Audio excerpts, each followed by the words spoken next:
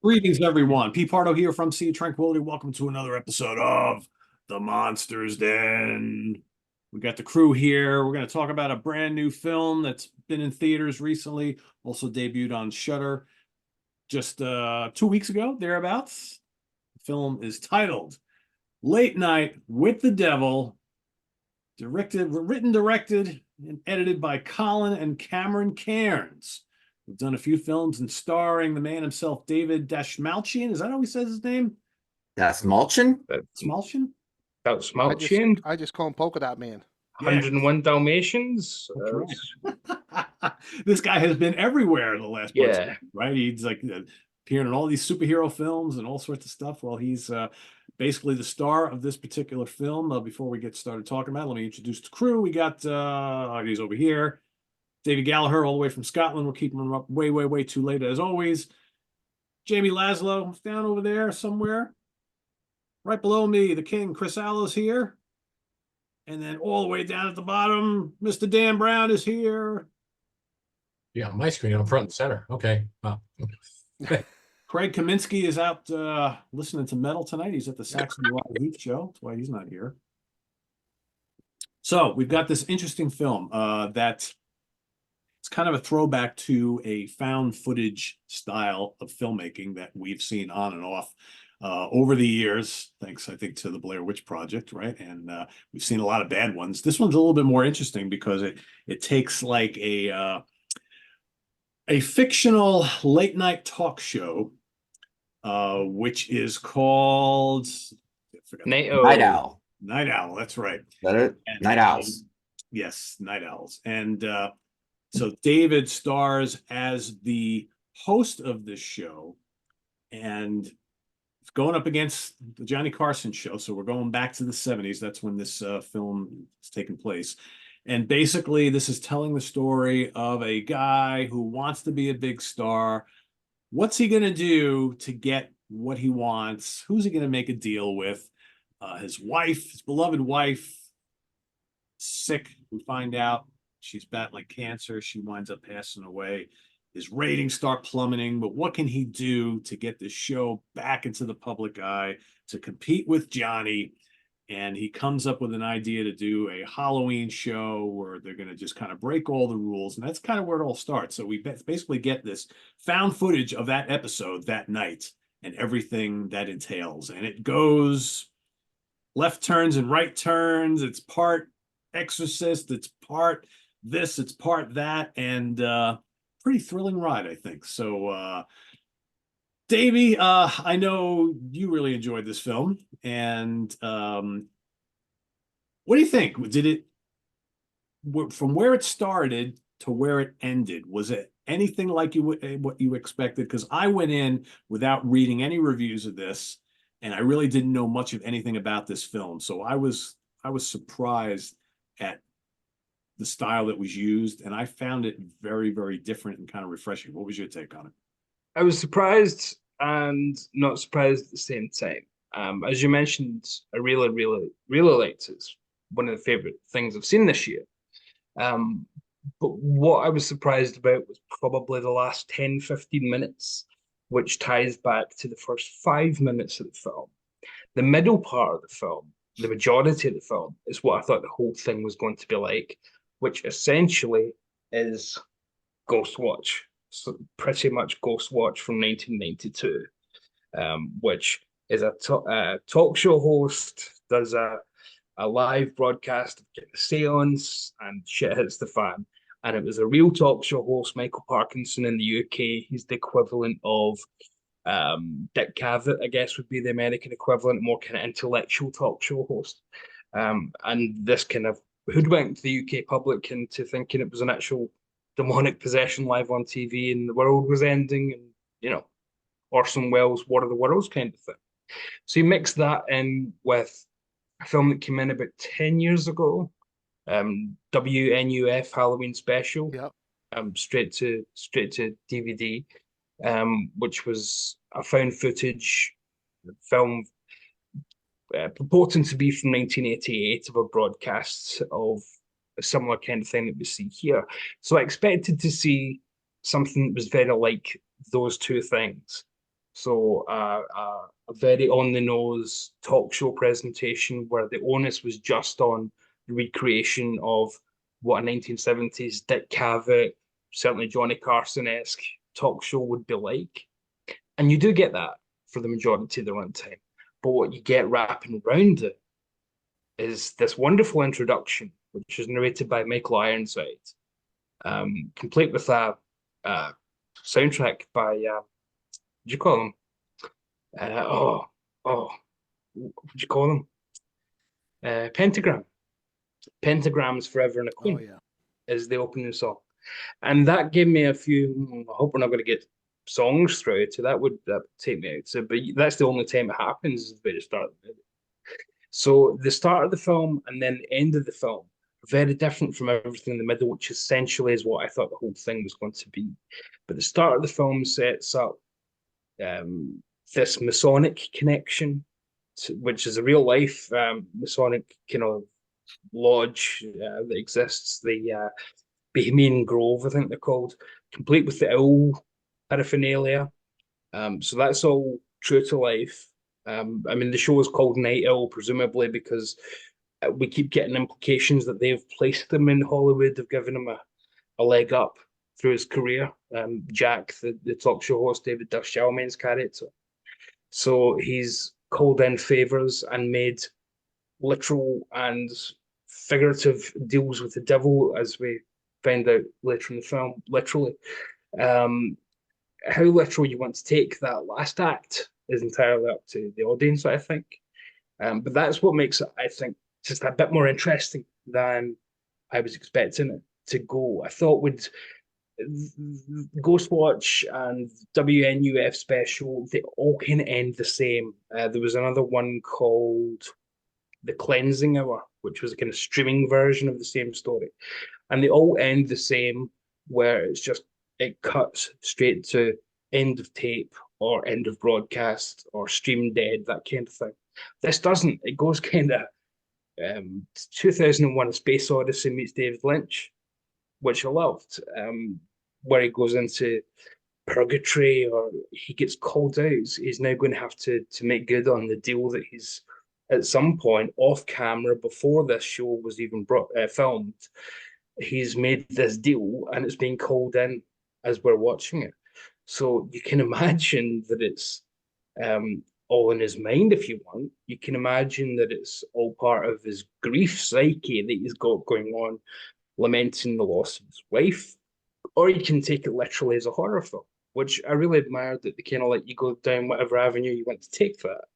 And they didn't just give you the devil done it, end credits kind of thing. They gave us something a bit more interesting in the last 15 minutes of the film, where it really turns into something I think quite special. And some people don't like the ending of the film. I think it works from a character point of view. I think it works from a script point of view, set up and payoff, where again it ties up just a couple of lines that were set up at the start about being, you know, the lodge and the owls and whatnot. The iconography comes back from the start of the film. Some characters that we've seen just sitting in the audience suddenly come to the fore and take him on this journey as if he's crossing the River Styx, going on this final journey through to the afterlife or something. And he's been held to account for, again, the Faustian pact that he's made for the sake of his career at some point.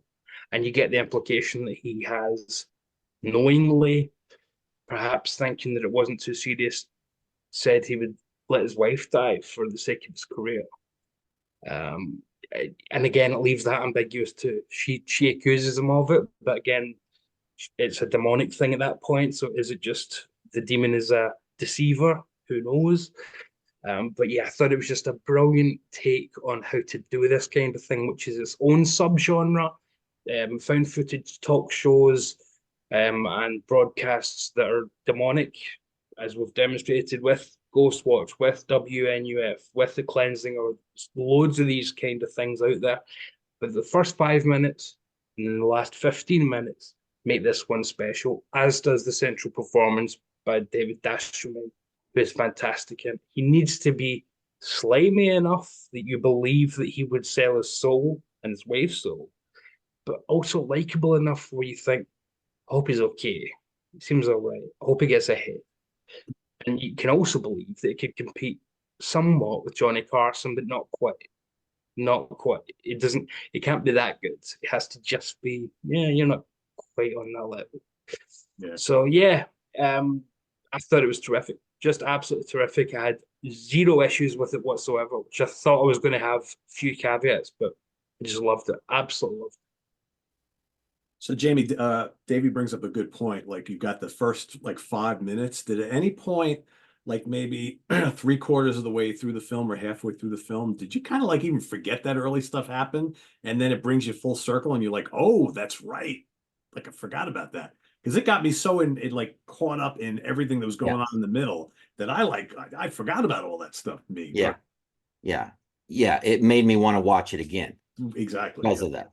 Yep. It gave me the same feeling that Angel Heart gave me when I first watched Angel Heart back in 1987. When it ended, I'm like, I want to watch it again and pick up on the clues again and notice things I didn't notice the first time. And that's what I want. This movie becomes a puzzle because a lot of people have an issue with the ending, and I get it, but it's a conversation piece on the way home. You go out with friends, you get in the car to drive wherever, you're talking about that ending. Some people might say, I hated it. Other people are trying to, was it real? What happened? Did he really kill her? Who killed who?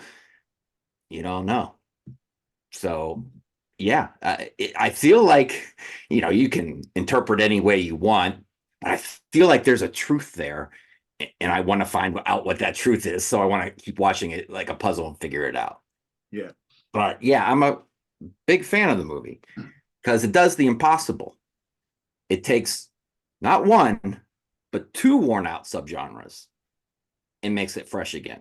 If you can make a possession movie fresh again, you're doing something special. If you can make a found footage movie fresh again, you're doing stuff. If you can do both at the same time, then you really did something. And yeah, I love the whole history at the beginning of Jack Delroy, and it makes it feel like he actually existed. And you're thinking, did this show exist and I just never watched it? I like how they incorporate Johnny Carson into it, like a real name to make it feel real. And I love the little things in these movies. I just love when the broadcast first starts, like here's the broadcast, the found footage. There's an advertisement bumper, Night Owls tonight presented by blah, blah, blah. I'm like, see, that's the little thing. That's the filmmakers giving the audience a hug right there, saying, we're going to take care of you. We're going to do the little things. And you notice those, so the big things will be taken care of too. It's like when Van Halen said, leave out the red M&Ms. They did it so they knew other things would be taken care of too. You read the contract. I love the 70s comedy style. They nailed it, that cheesiness that just wouldn't kind of fly in 2024. I actually laughed out loud at Barry in the audience, the guy who had his wife leave him. I'm like, oh, good. I'm laughing out loud. If I'm laughing out loud, I'm being entertained. And it got me thinking, when I was watching this, I said, take away the horror aspect. I might be able to watch this as a series about this 70s show. You take Larry Sanders and you combine it with, do you remember that show Fernwood Tonight with Martin Mull and Fred Willard? It was a fake talk show in the 70s. It only went on for like a summer, but it was on reruns in the 90s. And you take that and you got it like a Larry Sanders in the 70s. I think I'd watch it with these people. Especially the sidekick Larry Sanders, because that just looks like Hank from Larry Sanders, doesn't it? Yes, he does. Yes, pretty much does. David Dasmalchian, I think. I think he first of all, he's a cheesier Carson and looks like Dave Allen from Dave Allen at Large. So right there, it's working 100% for me. If you guys don't know Dave Allen, YouTube him. I used to love me some Dave Allen. And he gives a three-dimensional performance because he's giving you those cheesy, over-the-top looks to the camera, to the audience, that people do. They're still doing it today. Watch Kelly Ripa or any of those people, Drew Barrymore show. They're doing that in this, those goofy over the top looks. But then he slides in an actual look of concern when something crazy's happening. And then he goes right back to the goofy. So he's sliding in, sliding out. And then when he's off camera, whole different persona going on there. So it's like whiplash, how he's doing it back and forth. And you can say it's 4D if you count the last 10 minutes of the movie when he's going through that LSD trip. In this movie, LSD standing for Lucifer, Satan, Devil trip. So sometimes I watch a movie and I go, you know what? I watch a performance, I go, with some training, some experience, some classes, I might not be able to do that performance as good, but maybe I could. I watch this, I'm like, there's no way I could do this, what this guy is doing. So I thought he really carried the movie. I love the motive too throughout the movie. I'm like, why would they just keep doing it? Because he wants those ratings, man. And you feel, I mean, you just feel it, and it keeps the movie moving along, and without going, why do they keep doing it? You're not asking that question. I think the girl who plays Lily is really good. Yeah, the little girl, because she's creepy even when she's not fully possessed, very awkward, and it's kind of like tells you that Mr. Wriggles is looming even when he's not in full effect. He's still kind of deeper inside her, and she's doing a great job at that. The ending, I watched 2 movies this week, and they both reminded me of one another because the last 10 minutes have an ending that could really turn people off. The other one was Dream Scenario with Nicolas Cage. A lot of people hate that. I get that ending falling off the rails a lot more than this one, without going into that one. Like I said, it's open-ended, but I don't think it's open-ended in a way that destroys the whole movie. I think it just makes you want to watch it again. And people complain about the CGI, but when you have great writing, acting, a lot of care in the little details, wonderful set, wonderful costumes and hair, makes you feel like you're watching a 1970s show. As Davy says, things that don't cost money. When you have all that, a little shoddy CGI doesn't bother me at all. So yeah, big fan. So Chris, Jamie mentions the CGI, and there's a couple little things, but for the most part, they're using practical effects on a lot of this. What'd you think of them? I thought they were pretty awesome. I thought the practical effects were great. I mean, in particular, my favorite scene in the movie is the worm scene. I thought that was just awesome. But yeah, the CGI parts pulled me out of the movie. When the psychic guy vomits up blood, I was like, that looks like shit. Yeah. And yeah, at the ending of the movie, when everything goes batshit, and it was not your typical possession, spoiler alert. Obviously, if you haven't seen it yet, what the fuck are you watching this for? But yeah, the little girl's head splits open and she starts shooting laser beams from her brain, and it looked pretty bad. I mean, I don't know how you would do that without CGI, but both times I saw it, I was laughing. I saw it in the theater like 3 weeks ago, and I enjoyed it because it was batshit crazy, but I was laughing. I don't know if I'm assuming I wasn't supposed to, but I was laughing. And then 2 days ago, I was like, okay, let me rewatch it at the house. And I think I did overall, I did like it a little bit better the second time. But yeah, again, I burst out laughing. I'm like, this is, so batshit crazy. This is far more over the top than I expected it to be. And part of me almost thinks they could have been a little more. And I'm usually not one for subtleties, but I'm like, yeah, maybe you could have been a little more subtle. And obviously, Davey liked the very end. That's the part I did not like, because it's a found footage movie, and then yeah, all of a sudden, okay, now we're cutting to a real movie, I guess. And yeah, as Jamie said, okay, is it purgatory? Is this an acid trip? I don't know. At that point, like I was like, I don't even care.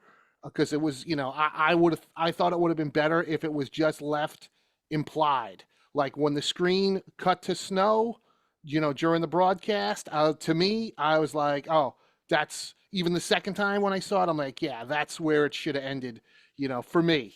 And I talked about it with Craig, and he felt pretty much the same. In fact, when I was talking about the ending with Craig, he's like, oh, so you would have liked the Halloween 3 ending. And I'm like, yeah, I think I would have liked that a little better. See, that's where they all end, though, Chris. Yeah, I Ghostwatch ends guess. there. WNF ends there. They all end at that exact moment Right. of And going to static. And I will definitely say this, Dave, because I didn't see Ghostwatch, but I heard that this was very similar. I did see WNUF, and I can't remember the ending. So this movie definitely did something right, because that ending is very, very, very memorable. We'll be talking about And- it for ages, right? Yeah. Oh, for sure. And listen, if they did a second one, for sure, I would go see it, because I think it's a great setup for, okay, what the hell happened next?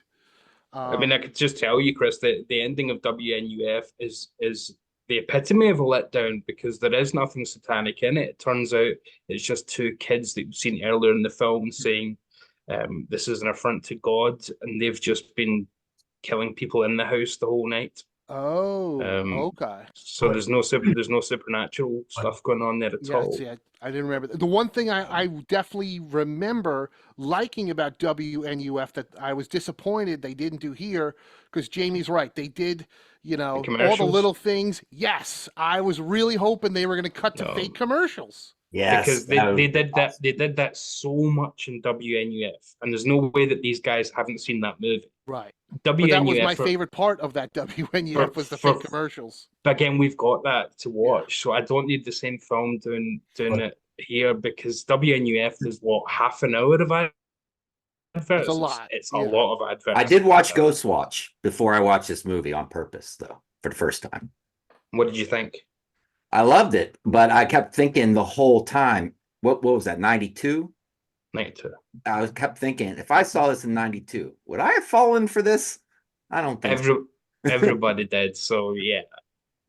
Again, because nobody in it was an actor or a comedian. Well, Craig Charles is in it, though he's not really an actor. But if Dick Cavett had done it in 92, and you had never done anything remotely funny in his career, never made a joke on air, it gives you that credibility. People believed it. Yeah. Correct me if I'm wrong, though. Ghostwatch is shit hitting the fan in real time. It was a broadcast show, and people saw it. I think WNUF was also live on their cable access or whatever channel it was. This film, the impression I got when I saw it was the show was never aired, because going in accordance with like how Carson did his shows, he filmed his shows at 6 p.m. and they filmed them at 11 o'clock. They, whatever the standard is. I'm not like, that may not be real clear. I thought it was never seen before, the footage.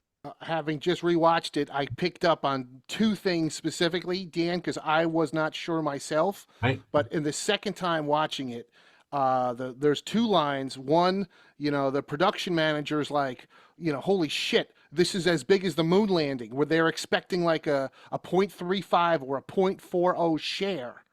Number one. And then number two, there's another part later on where, again, this during the commercials, the stage manager comes over. He's like, holy shit, man, the FCC is having an emergency meeting about this show tomorrow morning. That's right. So Okay. that's why I was like, okay, yeah, this live. Yeah. definitely was Okay. live. Okay. Yeah, I wasn't sure. Oh, okay.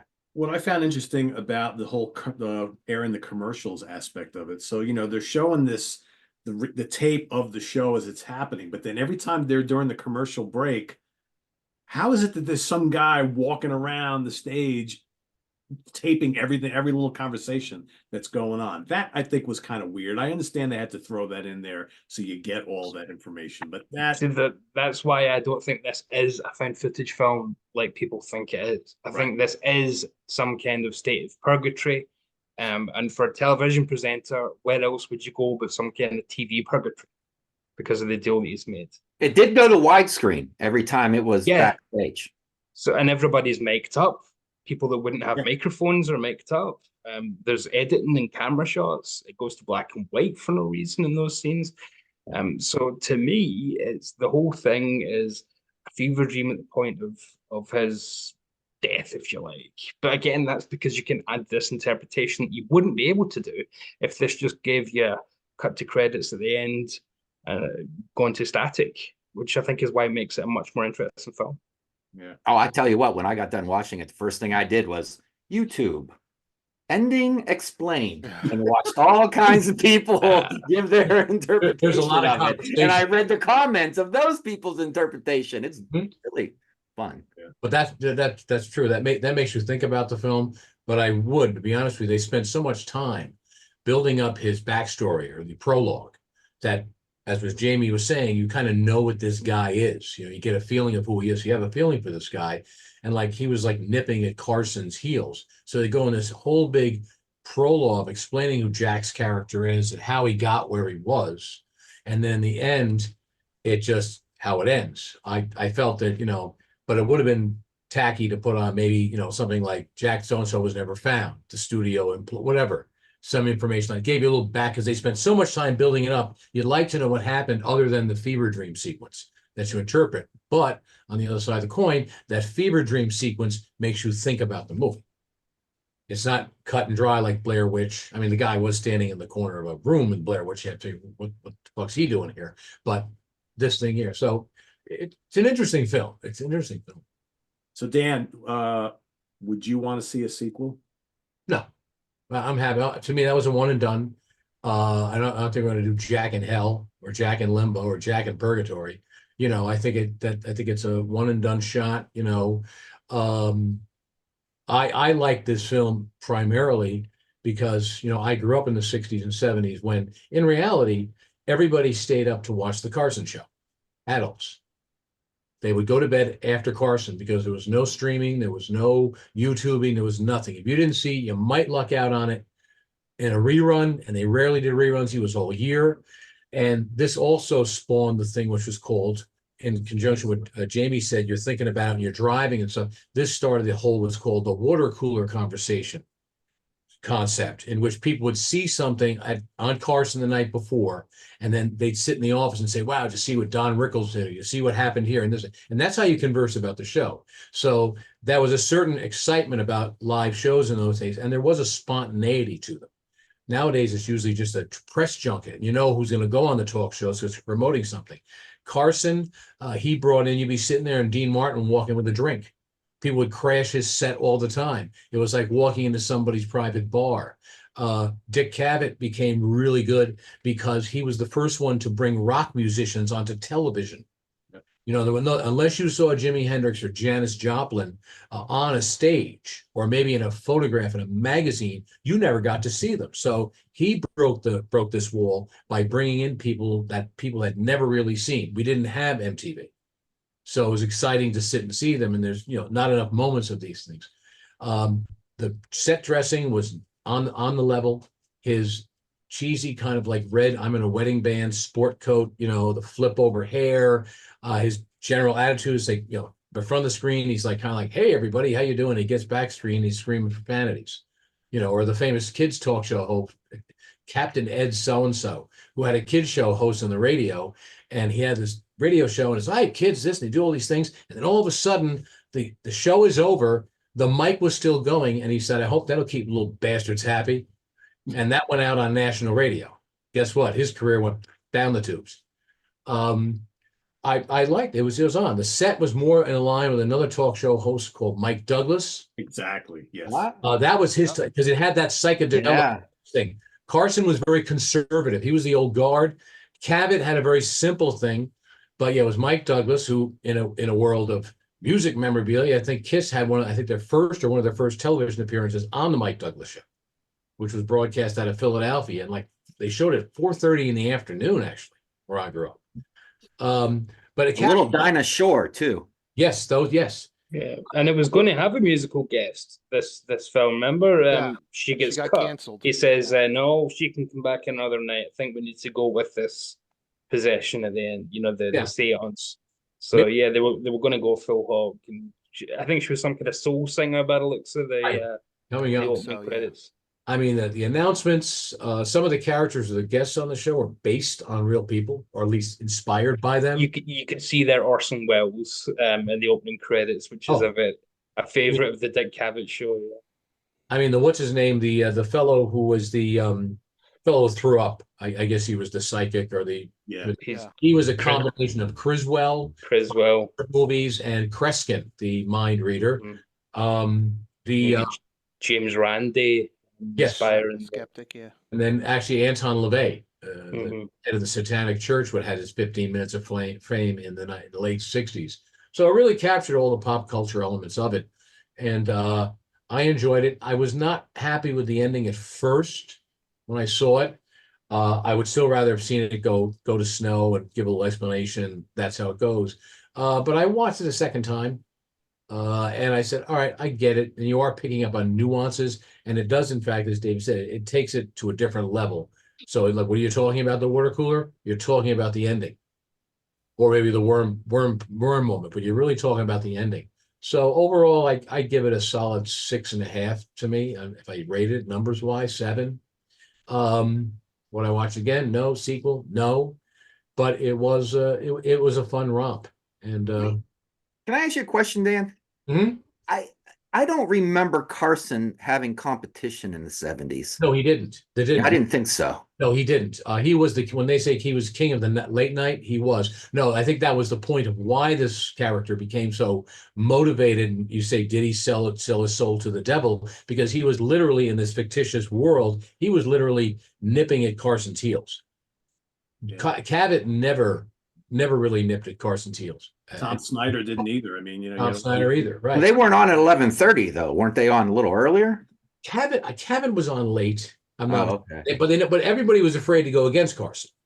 So that was the other thing. I mean, I can't remember the programming was, but that was like going against a juggernaut of a show, and to beat him out would be impossible. But I think just in late night ratings, because kind of like what is the channel where they had like Craig McTavish or something like that on the late show, and there's late show and the late show. Yeah, and there's like 3 in a row with Seth Meyers and Yeah, they would stagger shows in the 60s. They would stagger them, but nobody ever went head to head with Carson. No, it wasn't until Letterman and Arsenio came along. Yeah, until Letterman walked across the street after getting screwed over Well, for yeah, I the was going to say, Tonight wasn't Show. Joan Rivers the first one to actually go Yeah. head to head with him? yeah. And then she, And- of course, and- lost, but Bombed. Yeah. I mean, she got promised the Tonight Show. Letterman got promised the Tonight Show, and then Leno got it. The first time he stole the Tonight Show from somebody, not the last time. But, No, Leno stole it from actually Dick Cavett. Not to give it some David Letterman, I think. Yeah. yeah, that's what I said there. And then stole it from Conan, obviously. But It was important. so maybe Jay Leno needs to be in one of these films, and he needs to be punished for the amount of times he's stolen a late night show from someone else. Yeah, there's your idea for the sequel, right? yeah. Yeah, You could always do a Leno and prequel. Always do a prequel. Yeah, I don't know if I want to see a sequel to this, but I know Hollywood all too well, and if this does, obviously there's a lot of buzz about it. Well, the crazy thing is, I mean, it's like been playing in theaters for weeks. Like Yeah. it's still there. Last night, Tuesday night, I went to the movies and I was like, "Holy crap, it's still here!" Well, it's getting a lot of momentum. People are watching it, talking about it. it's So- getting that. Just like the last time we reviewed a new film, -0, Godzilla. It's getting that kind of buzz where it's not going to be blockbuster stuff, but it's just getting people saying, "I watched something really interesting last night," and then somebody else picking up on it, and just word of mouth, drip, drip, drip, drip, drip. One article gets written here and there on Collider or something, and that goes viral. So it's not going to win the weekend box office. It's not going to compete with the new Mad Max movie or Planet of the Apes, but it's that kind of word of mouth. Here's something off the beaten track that you might like kind of movies, which is offbeat enough to appeal to different types of crowds, non-mainstream, but it's also not too weird where it would put off audiences who would never watch something like Skinamarink from last year, for example. It's I like to watchable. get an Oscar nom for like costume or something. yeah, I don't think this is the film that's got legs for Oscar talk, but yeah, if it did, I'd love it because I thought this was terrific. But yeah, I mean, that ending for me, this film wouldn't be a 10 to the film it is without the last 10 minutes. It's what makes the film for me. What makes it go from just another found footage talk show film to something quite special, and really memorable, really interesting, where Jack's fate was sealed before the film even started because he made that deal, that Faustian pact that we're told about by Michael Ironside in the voiceover in the lodge for getting the talk show in the first place. So he's made that deal. He's sold his soul before the film even starts. I love that. And then the whole show is named after that lodge, the Night Owls. It's brilliant stuff. And again, you don't realize how important that is until the end of the film. And adding one more point, because I saw Ghostwatch years ago, and Jamie just saw it and so forth. Yeah, Ghostwatch was to these type of footages or live shit going wrong in real time as what Blair Witch was. Good, better, and different to the POV, found footage thing. And the Ghostwatch still holds up. It holds up very well. After watching, I was like, wow, this is still as good as I remember. Ghostwatch is a bit of War of the Worlds radio. Yeah, Orson Welles. I mean, it's obviously we know it's fake. The BBC didn't burst into flames in 1992, but that happened later in the 90s. But the power of it is kind of diminished by that because, yeah, it was supposed to be watched live that night. It was event television, but it was also done as part of the BBC Play of the Week, whatever it was called at the time. But they just relied on enough people tuning in and not realizing that to hoodwink them, and it worked. I don't think you'd ever be able to do that these days because audiences would just know in advance that things were getting made, things were getting rehearsed, and who's got the credibility to do something like that these days? Viewers are more wise now than they were in Yeah. 92. If it did happen, I did Google the phone number that they have in Ghostwatch, like call now and give us your experience with ghosts. What happened was if you called that number, they told you it was fake. they told you it was fake because they were worried about Orson Welles, one of the words. They were worried about people killing their children as I happened believe that night. someone who had mental problems killed himself after watching Yes. that. Because he said, I'm going to become a ghost now that I watched on TV. And even if it didn't happen, it's the kind of thing that makes the mythos of Lore. something There's your like lore. Ghostwatch so interesting. I mean, there's a documentary on this about the 30-year lineage of it. There's conventions about Ghostwatch. It's ridiculous. Also on Shudder. And on Blu-ray. So people should definitely check that out. Definitely check this out. And the WNUF special that Chris and I have talked about, I'd really recommend that if you're looking for something that Chris is talking about, something that feels like you're actually watching the video, because that is literally what you get on the WNUF special, where you see adverts and you see someone fast forwards through adverts, and you get campaign commercials for an election and whatnot. So I remember the way it opened too. It opened at sorts. the end of like a news broadcast, like the Channel Yes. 11 news. So like the anchors are like in Halloween costumes, and they're like, "Hey, stick around for the Halloween That's right. special coming up next." That's right. And I wanted to ask about that. Is that a thing? Would news anchors actually dress up for Halloween? It's just if it's weatherman, anything, please. They just take it. Because they have a news anchor dress up and then talk about the death of a child at a school shooting or something in that film. Well, they usually use, I think the dress up guys are usually the weatherman or a guy who's sports. They bring up Or like the Today Show, they do that every police year. blotter. Here's Bippy the clown. So was yeah, a bit some people strange. do it. Yeah. So yeah, between them all, I think there's something for everyone. There's one of these. If you're wanting a more millennial version, get the one with Kale Garner that I mentioned, the something I can't remember the name of it, which is interesting in its own way for doing it. What would happen if this happened over YouTube live stream? kind of thing. That's the premise of that. What happened, and people are just sending like, bullshit, this is fake. Like Jamie was saying, that people wouldn't believe it if it happened. So in that, there's a literal possession happening on here, and people don't believe it. In the comment section, just full of shows your tits. This is bullshit. Tell that chick to get her tits out. Yeah, so there is something for everyone in the subgenre. But to me, this is the best of it. It's Late Night with the Devil. It's just a step above. And I think that's just idea, premise, last 10 minutes, David Dashiell, and then just the general vibe of the film. They did everything just enough to set it in 1977 without going to, again, WNUF extents of putting it on bad VHS quality video, fourth generation videotape, something like that, which is what that's done. Well, because very few people had VHS, or should I say at that time, Betamax machines. In the late 80s. It wasn't until the early 80s things really took off. So I mean, this technically looks too good to be a real 1977 broadcast. Right. So it needs to be on Blu-ray, so catch 22. Although I did hear the Blu-ray was having a VHS version. Yes, I've already which I ordered thought it. That's kind of a cool Davy's idea. on top of that already. Well, I posted it in Jamie's group the other day because I don't want people to miss out. Let's Get Physical. Find it on Facebook. It comes with the book that was written in the film, and it comes with the VHS as though you were just watching the TV version. So it cuts out the backstage stuff and whatnot. It just gives you what you would see as an audience member. So I'm looking forward to watching it that way. Wow. Yeah, I want that. How much is that going for?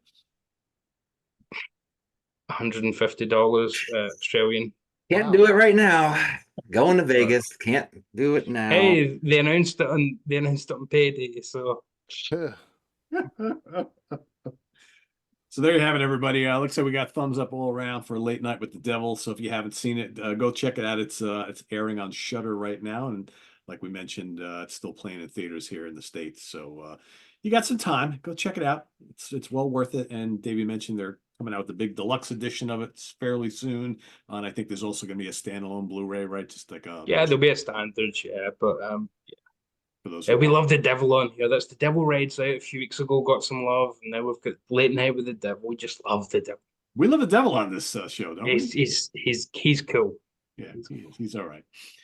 So coming up in 2 weeks here on the Monsters Den, we're going to be visiting 1994, 30th anniversary of films released in 1994. We're going to be talking about our favorite horror film from 1994, each of us individually, as well as a film that we think maybe is a bit underrated and should have gotten more exposure that we dig as well, right? So one we just absolutely love, and one that we think should get more love, and we're going to talk about them on this very show 2 weeks from tonight. So come back, join us then. And I do want to thank Darren from 71 Super Creep for sending me this awesome Christopher Lee as Frankenstein shirt. Very kind of you. Thank you, Darren. Appreciate it. And this is on the web at www.seatranquility.org. We're on Facebook, we're on YouTube all together. All the damn time. Please subscribe if you haven't already, and click on that notification bell so you get alert of all of our content as it posts. You don't want to miss anything here on SOT because we pump out a lot of stuff. And we'll see you back here in 2 weeks on the Monsters Den. For Davy Gallagher, Jamie Laszlo, Chris Allo, Dan Brown, and Craig Kaminsky, who's banging his head to Saxon right about now. I think, well, maybe you're right. He was just finishing up their set.